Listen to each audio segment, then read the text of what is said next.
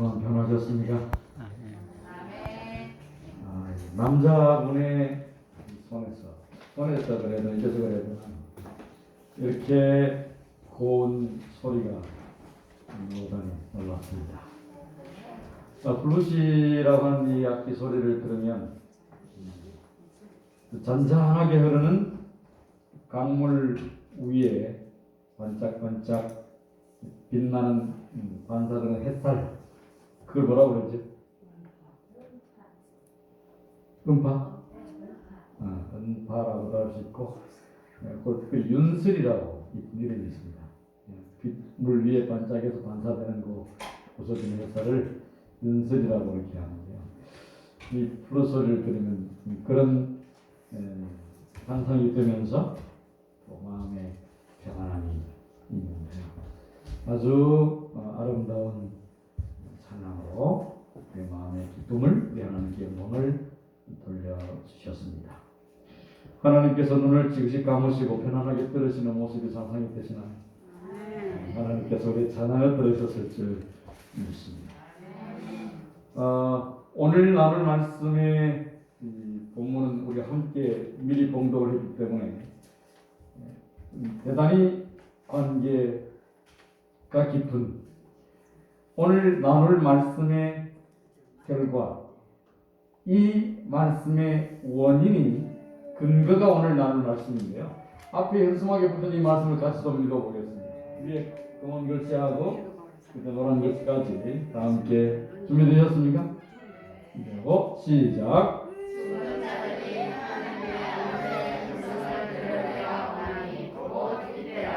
듣는 자는 살아나리라. 아멘. 듣는 자는 뭐 한다고요? 살아난다고 하면 살아나기 위해서는 지금 현재 상태가 어떻다는 겁니다. 죽어 있다는 거죠.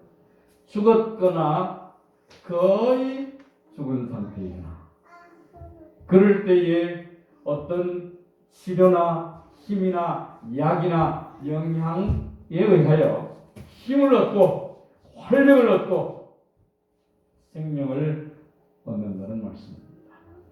오늘 이 자리에 나온 우리 주님의 사랑하는 믿음의 가족들, 우리 장육교회의 모든 성도들을 위해 하나님께서 크게 은혜 주셔서 말씀으로 깨어 일어나고 희망이 없고 마치 죽은 것 같은 우리의 삶이라 할지라도 살아나는, 그래서 앞으로의 우리의 삶이 하나님 안에서 활기차고 기쁨 넘쳐나고 충만한 보람으로 의미로 채워지는 오늘 이 자리에 함께한 주의 사랑 장육교회 모든 믿음의 가족들 되시기를 간절히 축원합니다. 산다고 하는, 살았다고 하는 데는 몇 가지 의미가, 다른 의미가 있습니다. 산다라고 하는 것은 죽은 것과 반대되는 의미에서의 산다입니다. 죽었다, 살았다. 그런데 또 다른 살아있다, 살았다고 하는 의미가 또 있는데, 우리 부산 경남 말씨로 살아있네. 그건 죽지 않고 살았다 그런 뜻입니까? 조금 다르죠? 꽤 뭔가 좀 멋있는데? 이런 뜻이에요. 아주 힘없이 이렇지 않고 뭔가 좀 생동하면서 또 살아있다고 얘기해요. 그래서 멋있다. 한가닥 한다. 그리고 힘없고 희망 없고 처져 있고 풀 없이 죽어 있지 않고 생기가 있을 때 살아있다고 해요. 살아있는 색깔. 그렇죠? 무슨 죽고 사는 걸 얘기하는 것이 아니고 아주 생기가 있고 활기가 찬 반짝반짝하는 그 희망이 있는 상태를 살아있는 상태라고 얘기하는 것입니다. 그래서 실제로 죽어서 무덤 가운데로 들어간 죽었던 사람이 깨어 일어나는 데 대한 약속도 이 말씀은 맞습니다.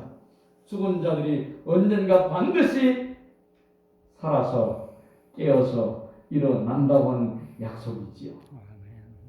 그 말씀도 우리가 믿습니다. 그런데 그 말씀을 믿는다면 오늘 우리가 삶을 살아가면서 그렇지 못한 경우, 살아있지 못한 경우, 화가 나는 경우, 희망이 꺾여서 고민으로 밤을 지새우는 그런 경우, 슬픔으로 가득 찬 경우, 열심히 일을 했는데 소득이 없고 망한 경우, 누군가로부터 비난을 받고 오해를 받고 욕을 먹는 경우, 때로는 어른들은 자녀들이 원하는 대로 자라주지 않거나 속을 썩일 때 속을 마셔요.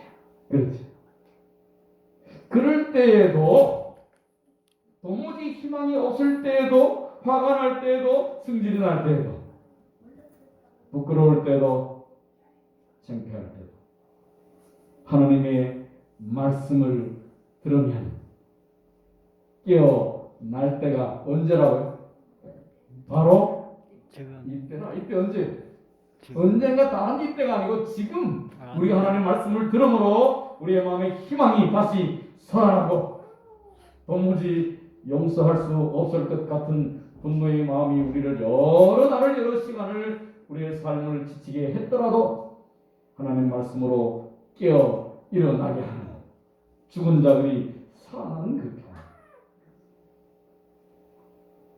그래서 살아나는 이 약속은 두 가지다. 하나는 언젠가 무덤 속에서 나오는 경험, 또 하나는 오늘 말씀으로 용기를 얻고 희망을 가지고 살게 되는. 아멘. 그래서 더 중요한 것은 오늘 말씀의 능력으로 힘을 얻고 깨어 일어나는 경험을 하는 것입니다. 아멘. 교회를 30년 다녀도 도무지 그 사람은 용서할 수 없어. 그래서 마음속에 새겨놓은 지가 25년 되는데 아직도 용서할 수가 없네. 하늘에 그대로 갈 수 있을까요? 그걸 안고 오늘 해결해. 아멘. 하늘에 가기 위해서가 아니라 하나님의 약속이 오늘 이 시간에 말씀으로 살아나리라고 하는 그 약속은 오늘 이 시간에 우리에게 이루어져야 할 하나님의 약속입니다. 아멘. 그 근거가 있는가? 우리가 함께 교독했던, 번갈아 가면서 함께 읽었던 말씀 중에 이런 말씀이 있습니다. 시몬 베드로도 따라와서 무덤에 들어가 보니 세모와 포가 놓였고 그 머리를 쌌던 수건은 세마포와 함께 놓이지 않고 딴 곳에 어떻게 있었다고? 객혀있더라. 지금 성경을 펴보시면 객혀라고 하는 말이 없습니다. 객혀있더라라고 하는 성경을 이렇게 가지고 계시면 조금 오래된 성경책입니다.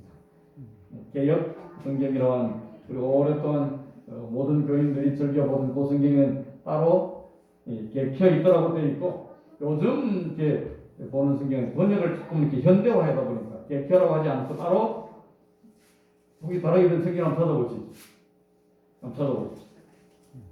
요한복음 20장을 펴서 뭐라고 되어 있는지.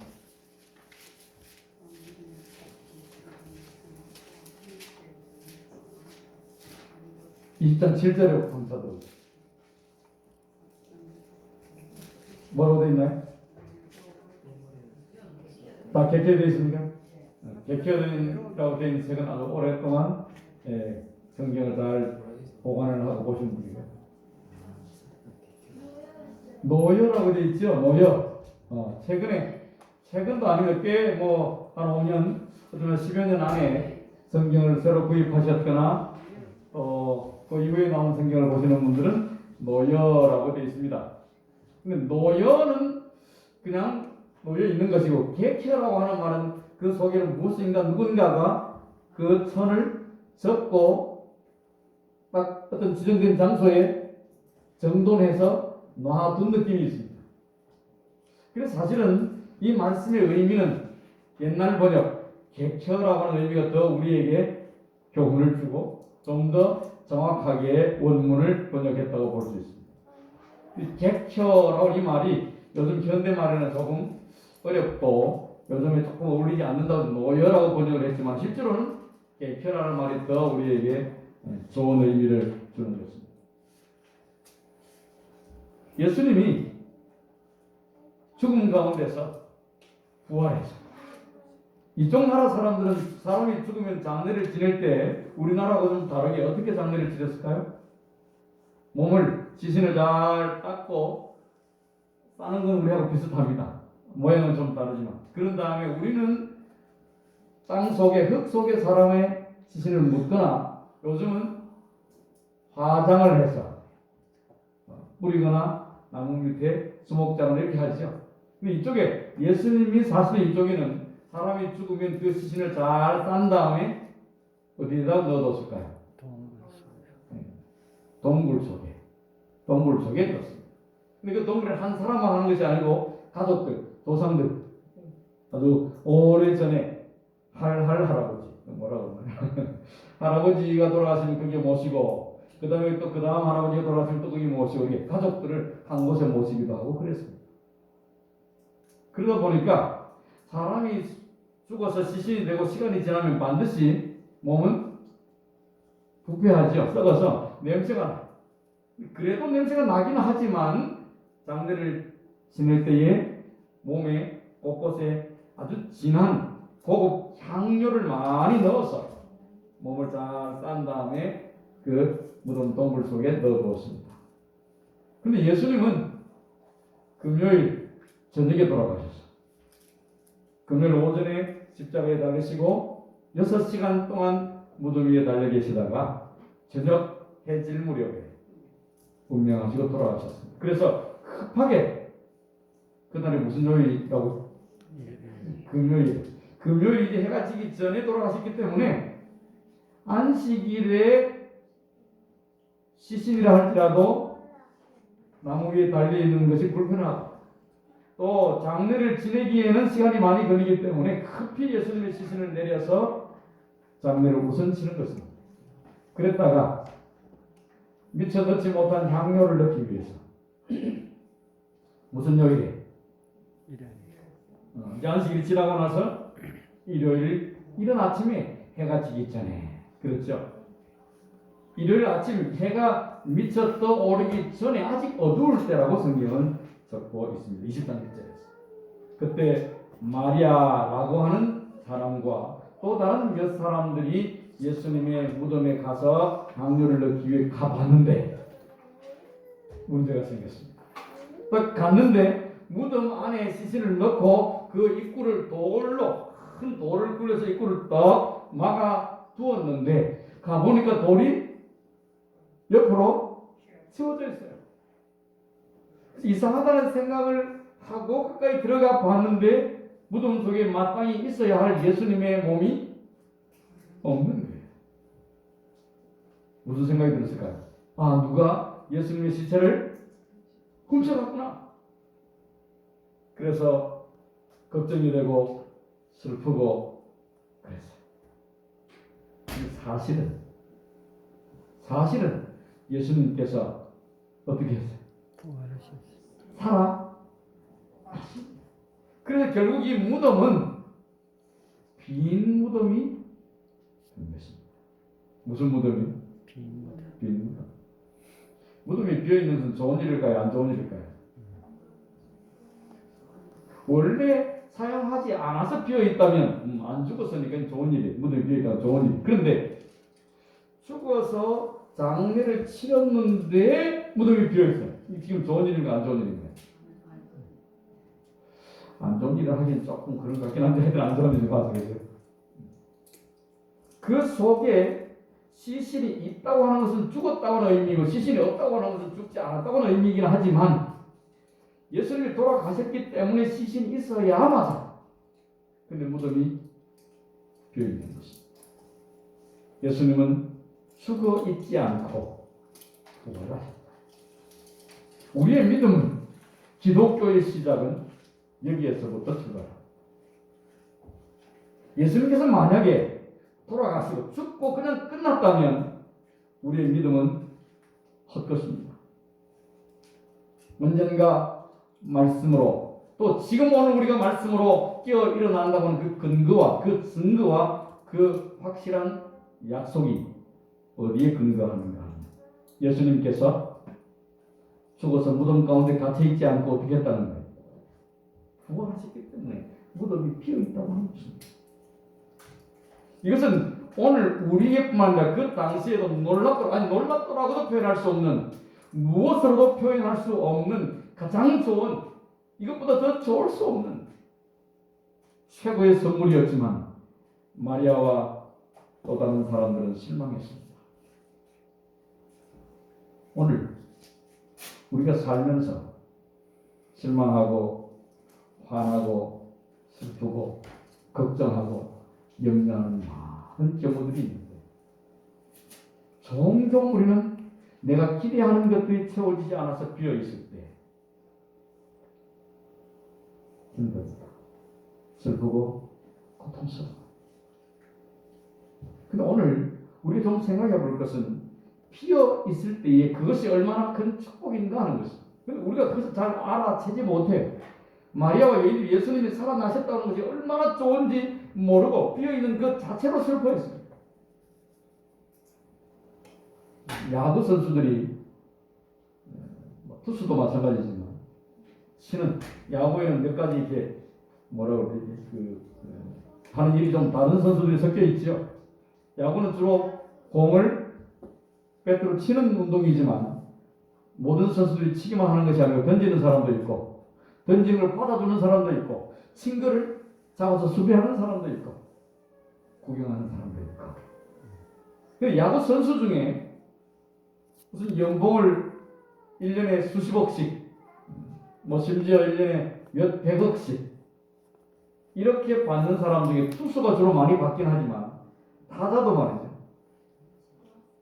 10개 중에 10번 타석에 들어서서 3번만 성공해도 대타자로 불리죠. 대타자. 3할 30%를 안타를 쳤다는 얘기입니다. 그런 선수는 만약에 꾸준하게 1년, 2년, 3년, 5년, 10년 정도 꾸준하게 3할을 쳤다 그러면 그 사람은 연봉이 수십억이 넘어가는 대단한. 반대로 생각해보면 10번 중에 3번을 성공했다면 거꾸로 생각해보면 10번 중에 7번 뭐 한다는 거예요? 옷이라. 타석에 방망이를 들고 나왔다 일 안 하고 다시 자기 집으로 돌아가는 거예요. 그렇죠? 실패하는 것이 성공하는 것보다 더 많은 거예요. 오늘 우리가 살면서 실패하는 경우가 내가 원하는 대로 되고 성공하는 경우보다 더 많은 것이 정상인 거예요? 이상한 겁니다. 정상이죠. 요걸 먹는 게 요걸 안 먹는 것보다 더 많은 경우라도 괜찮다. 그게 실패하는 인생이 아니라요. 또 우리 교회에서 우리 장로님께서 우리 집사님께서 열심히 정말 우리 한국에서 또 우리 영남 앞에서 가장 열심히 하는 분 중에 장로님이 손꼽히시는 열심히 교회를 섬기시고 봉사하시고 또 우리 모든 성도들이 잘 협력을 하고 계시는데 열심히 해도 사람들이 알아주지 않거나 열심히 해도 선교가 되지 않거나 열심히 해도 실패하는 경우가 있을까요? 더 많아도 그것이 뭐라고요? 정상이라고. 더 중요한 것은 그것이 정상임을 아는 것뿐만 아니라 반드시 확실하게 제일 마지막에 결국은 하나님 안에서 그 모든 일들과 수고가 실패하거나 망한 것으로 끝나지 않고 무엇으로 끝난다는 거예요? 승리하는 것은 이루어지는 것은 생명으로 마무리될 것이기 때문에 꾸준히 끝까지 우리가 이 길을 갈 수 있는 것입니다. 그리고 욕을 먹어도 너무 많이 조금은 화날 수 있죠. 너무 많이 화나지 마요. 누군가가 이해하지 못한다고 할지라도 그것 때문에 너무 많이 속상하지 마요. 자주 실패하고 자주 넘어지지만 말씀으로 또다시 일어나는 일들이 우리에게 더 많이 더 자주 있게 되기를 간절히 바랍니다. 아멘.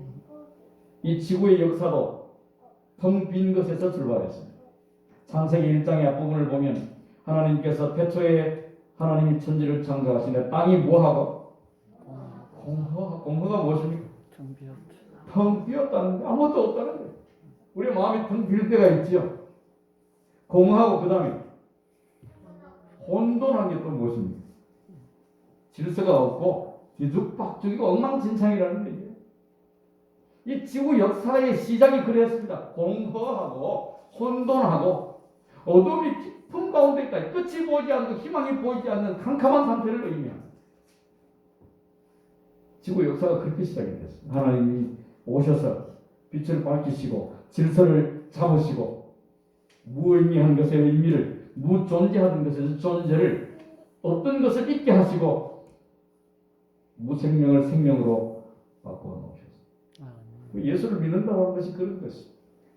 예수님 안에서는 우리 삶이 그렇게 바뀌어지는 것이에요. 그냥 태어나서 그렇게 살다가 잘 살든지 못 살든지 그냥 가고 끝나는, 모든 사람들이 가는 곳으로 가고 끝나는 그것이 인생이 아니고 하나님 안에서 영원한 생명, 영원한 가치를 소유하고 절대로 실패하지 않을 삶을 살아가는 사람.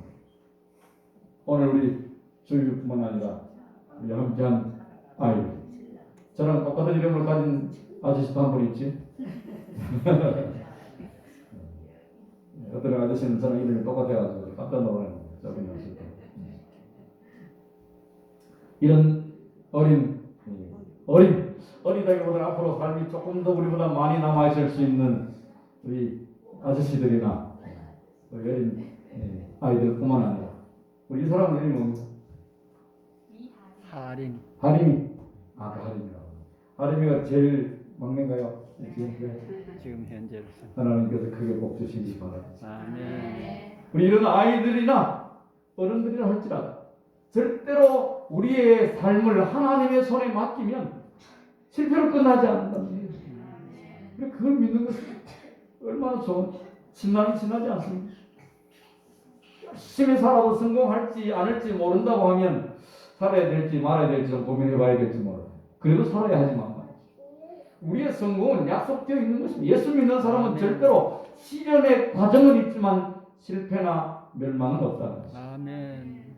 예수님께 우리의 삶을 맡기면 시작하신 그분이 반드시 이루시고 마치실 것이라고 성경은 우리에게 약속하고 있습니다. 아멘. 언젠가 우리가 만날 주님은, 언젠가 우리가 만날 천국은 지금 우리가 상상하는 것보다 훨씬 더 좋을 것이고 비교할 수 없을 정도로 좋은 것일 것입니다.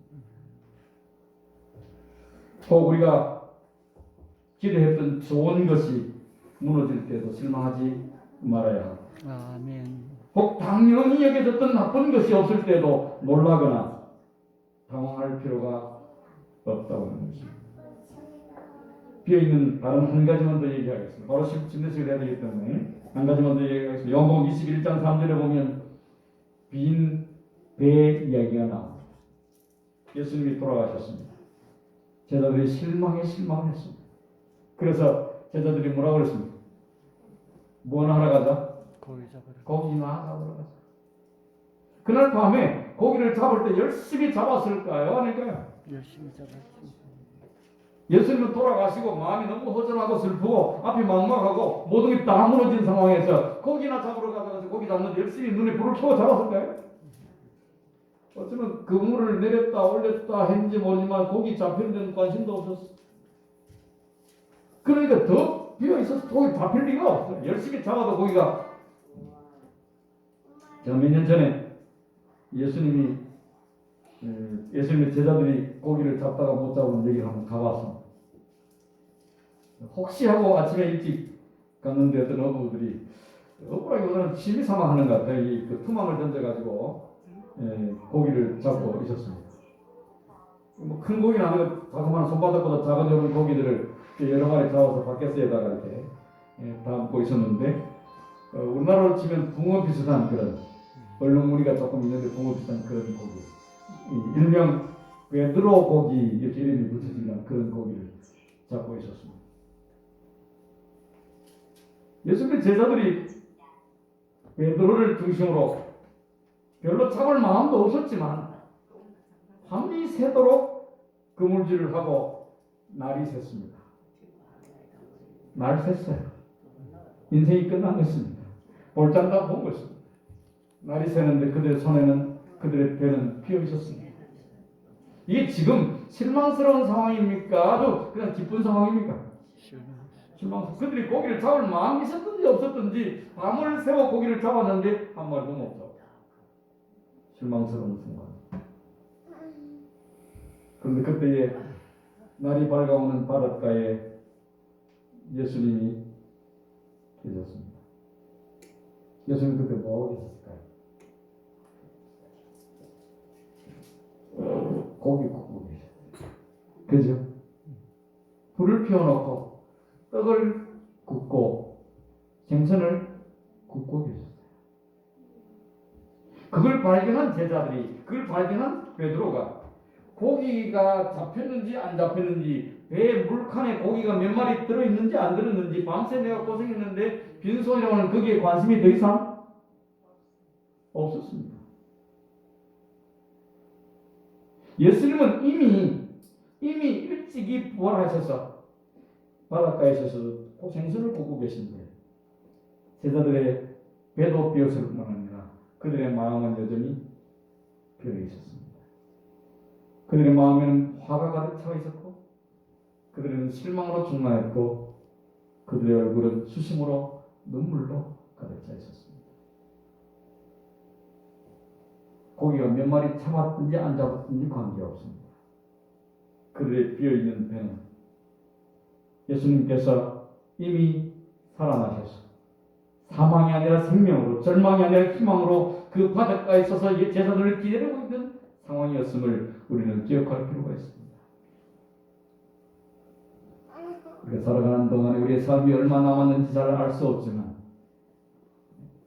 하림이나 수빈아 우리 어린 사람들로부터 우리 모두가 앞으로 나는 살아가면서 어떤 상황을 만나든지 여전히 주님은 살아계시고 나를 위하여 우리를 위하여 계획을 가지고 따뜻하고 우리의 건강과 우리의 허기를 해결하시기 위해 주님께서 바닷가에 서 계심을 기억하고 힘을 내고 용기를 내서 더 너그러워지고 더 여유 있어지고 더 사랑하며 더 나누며 더 인내하며 살아갈 수 있게 되기를 간절히 바랍니다. 아멘.